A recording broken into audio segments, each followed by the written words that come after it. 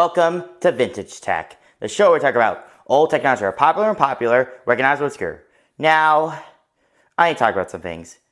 Ever see those old cartoons involving some things called instant camera, like Shaun the Sheep, Kirby Right Back At Ya, and Ed and Eddie? At first, I thought they were a fictional item, but lo and behold, they're actually real. Now, the king of instant photography and the focus of this video is Polaroid. And the focus of this video is the Polaroid 600. Now, let's start with a brief history of it. The Polaroid 600 is a more iconic of the Polaroid instant cameras in the 1980s and 1990s. It became a pop culture icon to this day. Now, normally on VintageTech, I'll cover the history of the tech itself, but the Polaroid 600 has no discrete information regarding who made it and its history, so for this episode, I'll give a history of Polaroid. Founded in 1937 by Edwin H. Land, Polaroid became a pioneer in the instant camera industry with the Model 95 camera released in 1948. Then, in 1972, Polaroid released the first SLR camera in history called the SX70. But since that camera was expensive at $180, they then released a cheaper one-step camera, which became a top-selling camera. But the most iconic type of Polaroid camera people talk about is the 600 series, which uses a higher ISO 600 film compared to the SX70 film that previous Polaroid camera used up until this point. Now, I can't talk about the full history of Polaroid here, but in 2001, they filed for Chapter 11 bankruptcy and sold to One Equity Partners, who then renamed themselves the Polaroid Holding Company. Now, this Polaroid name fiasco history is a bit complicated, so I won't talk about it. But in May of 2009, Hilco Consumer Capital and Gordon Brothers Vans acquired the Polaroid name and started a joint venture company called PLP IP Holdings LLC. Then in 2017, the Impossible Project acquired PLP IP Holdings and renamed themselves the Polaroid Originals. Now they not only focus on new products such as Polaroid Now and Go cameras, but also focus on refurbishing the ancient SX70 and 600 cameras.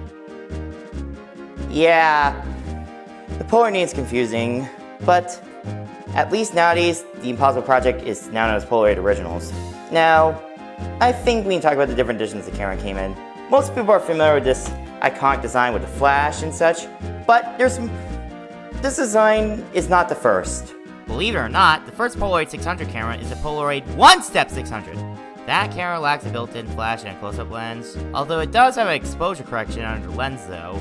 The more iconic Polaroid 600 camera is a one-step flash, which features, as the name suggests, a built-in flash on the cover. There are also ones with a close-up lens, which consists of a slider that slides a piece of transparent plastic for close-up shots. There's also one with a sonar-powered autofocus feature. If you want to learn more about the camera, check out this video by Lucas A Fine Name, you know, the brother of LGR. In addition, there are also ones with rounded corners, which are the same as the ones with square corners, so I won't talk about them, other than the fact that it also came with autofocus, but it isn't sonar-powered.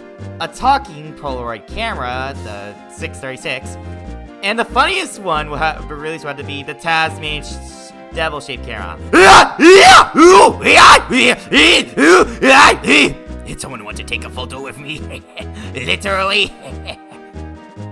The more modern 600 cameras are the ones with the round tops that resemble more of a bread bin. These models have either a close-up lens or an autofocus feature, but not both at the same time. The last ones made are Polaroid 1600 models. Those models are 100mm around and have an aerodynamic styling, especially when it's closed. Also worth mentioning is the Professional SLR series, which is a hybrid using the SX70 designs, but using the 600 film format. Then the Impulse series, which features a non-folding plastic body and a spring-activated power switch. But that camera is its own series, so we will talk about that in the future. I should point out that the 600 range also came in editions like Coca-Cola and Barbie. However, the camera I'm using in this video is a custom-made Pepsi edition sold by Retrospekt, which I'll talk about at the end of the video. Alright, now I need to talk about the design. The Polaroid 600 opens up like this, revealing a clever design. Now this one I have doesn't have an autofocus or a close-up lens, but it's simple point and shoot. On the front we have an exposure control to adjust the exposure, and this is the flash. And then we have the shutter release button. If you press the shutter, it takes a photo with the flash. If you want though, you can actually disable it by pressing this button. And then we have a viewfinder where it actually adjusts to your best shot. And of course, we have the film slot. Now this is where the film goes. Now, the Polaroid 600, as it is, works with 600 ISO film. And the film packs contain a battery in them so that it can power the camera. Genius. The Polaroid signature we find out is can take up to 8 photos rather than 10. So if the count on the back says 2, then that's your cue to take the cartridge out. Now, you want to see how we load a cartridge. Now this is where the film cartridge goes. Now, do not remove the sticker. It's needed when you want to take the film out. Anyway, you better go put it in like this. Then close it. Okay, time for test shot.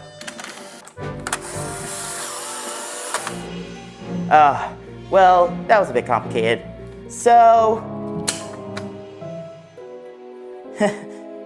well, that's a demonstration film. The film takes 15 minutes to develop, so you might want to wait around for a bit.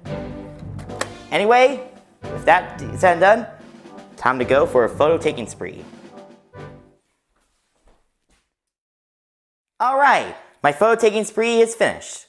Now, because of some technical difficulties I issued, I'll only be showing 4 photos that I took. Anyway, here are the photos. Alright, so here's the photos I took. Now, one thing I forgot to mention is that you have to keep those rollers clean, because otherwise, you're always dealing with things like this. I believe I forgot to clean them before I put the film cartridge in. Yeah, anyway, this is what a photo looks like when take the photo. Notice that the flash went off because, well, there's enough infrared light there. So, for the quality, I say not the best, but again, instant photography is not really good at quality. It's more about fun. Now, you might notice they look like flames, and that's because filming issues. I mean the film themselves. You know, that's to be expected. Now, I noticed that they have this little slot here, and that's because they can be handled without touching the actual slot. Now, one point tip. Do not shake the photo while the film is developing, and that's because it might mess up. Now, let's go to the verdict. Well, here's my verdict. The Polaroid 600 is a really interesting instant camera. Now, instant cameras were very simpler than getting a roll of film developed with a film camera, but the patience is a virtue. Now, nowadays, we often take photos with our smartphones, but we still like instant photography and digital cameras.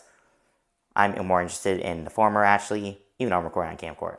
Anyway, I need to talk about the company Retrospekt. They specialize in refurbishing ancient tech to work like new. So anything from like VCRs, the Game Boys, modified with a backlight by the way, and even the Polaroid 600 are all retrofitted and refurbished. They also made custom-made ones using original Polaroid 600 internals. And heck, the Pepsi one you see in the video was a custom-made one. So you may think I may be breaking my own rules, but given that that camera was made using original internal Polaroid 600 parts, I'll give it a pass. Now, anyway, one thing I forgot to mention is that one of the funniest things is that the Polaroid 600 film has a battery. They are compatible with the I-type cameras like the Go and Now, even though they have a rechargeable battery. That's kind of silly. Anyway, this is the end of this episode of VintageTech. Now before I end this video, you might notice that I'm wearing this on my neck. I decided to get myself a lapel mic. Yeah, so I can actually hear my voice without hearing any background noise. So, of course, I might want to edit that in Audacity to sync up with the camera. Now, I also had to get this voice recorder, which I usually put in my pocket. Now, that's the end of this episode of VintageTech. Next episode, we're going to be talking about peak pre-smartphone portable media in 2005, the PSP.